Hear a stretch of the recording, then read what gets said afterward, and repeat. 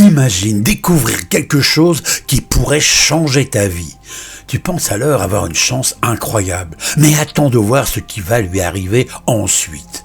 C'est exactement ce qui est arrivé à un habitant du village de Sénon, dans la Meuse. Au départ, son projet est pourtant banal. Il souhaite simplement agrandir sa maison et réaliser quelques travaux sur son terrain.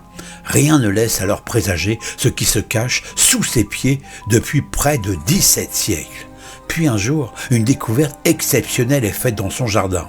Plusieurs amphores enfouies dans le sol, et à l'intérieur, des dizaines de milliers de pièces de monnaie datant de l'époque gallo-romaine. Au total, plus de 40 000 pièces de bronze sont retrouvées. Un trésor incroyable, resté caché près de 1700 ans. Les spécialistes estiment qu'il aurait été enterré à une époque où l'Empire romain traverserait de graves troubles. Très vite, la découverte fait la une des médias. Mais c'est à ce moment-là qu'un autre détail va surprendre tout le monde. Le propriétaire du terrain apprend qu'il ne pourra pas conserver ce trésor.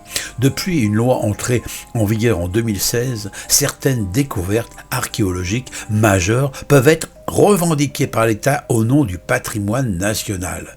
Autrement dit, le trésor a été retrouvé dans son jardin, sous sa maison, sur son terrain, mais il n'en sera pas propriétaire.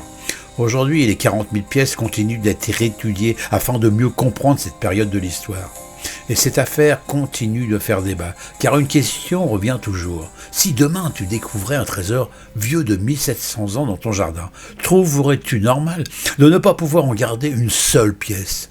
Il découvre un trésor antique dans son jardin, puis apprend qu'il n'a pas le droit d'en garder une seule pièce.